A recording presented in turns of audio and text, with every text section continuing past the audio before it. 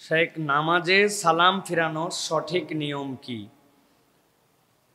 দুই দিকেই সালাম ফিরাতে হবে নাকি একদিকে সালাম ফিরানো দ্বারা নামাজ শেষ হয়ে যাবে?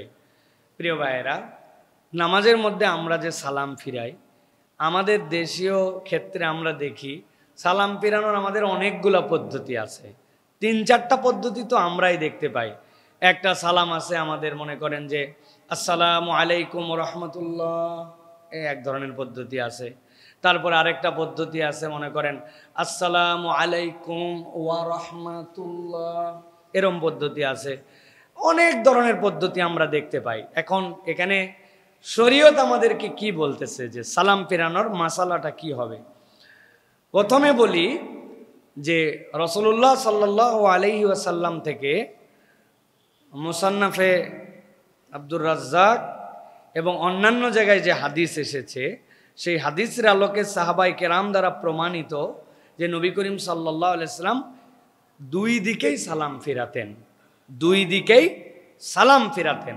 তবে ইন্টারেস্টিং পয়েন্ট হচ্ছে, একদিকে সালাম ফেরানোর দ্বারা নামাজ শেষ হয়ে যায় এবং এই নামাজ শেষ হওয়ার পরে পরের সালাম যেটা ফেরানো, ওইটাতে ইমামের পিছনে সালাম ফেরালে এটা আর জরুরি নয়। কিন্তু সালাম ফিরানোর পদ্ধতিটা মুহাদ্দিসিনে কেরাম ব্যাখ্যা করেছেন। বিশেষ করে ইমাম নববী রহমতুল্লাহ আলাইহি বলেছেন, ইয়াবদাউস সালাম, সালামটা শুরু হবে কিভাবে? মুস্তাকবিলুল কিবলা, কিবলার দিক থেকেই আপনার সালাম শুরু হবে।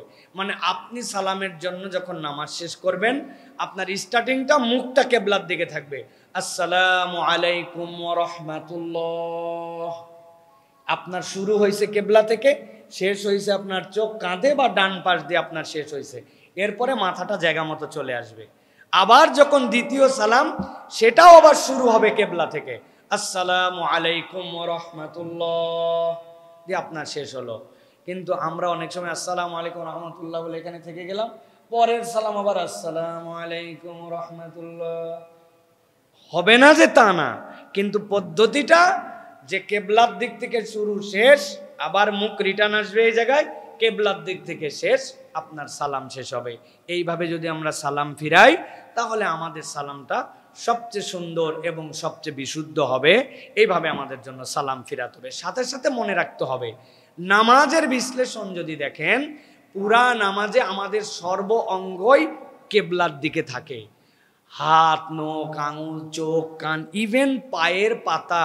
আপনি যখন সিজদায় যান, আপনি এরকম করে ভাঁজ করে দেন না নখের মাথা, ওই নখটাও উল্টা দিক হয়ে কেবলামুখী থাকে। অতএব আমাদের কেবলার দিকে রাখতে হবে। আর সদর হচ্ছে কেবলার জন্য শর্ত। আপনি যদি নামাজের মধ্যে মুখ এরকম ঘুরায় ফেলেন, এরকম ঘুরায় ফেলেন, আপনার নামাজ ভঙ্গ হবে না। কিন্তু আপনি যদি হাত ভাঙা পর আপনার সদর আপনার কেবলার দিক থেকে 60 ডিগ্রির বেশি যদি আপনার বুক ঘুরে যায়, আপনার নামাজ ফাসেদ হয়ে যাবে। অতএব কেবলাকে টার্গেট করে আমাদের এই সালাম ফিরানো এবং এই সালাম শেষ করা, এভাবে আমাদের সালাম ফেরানোর জন্য চেষ্টা করতে হবে। আল্লাহ তৌফিক দান করেন।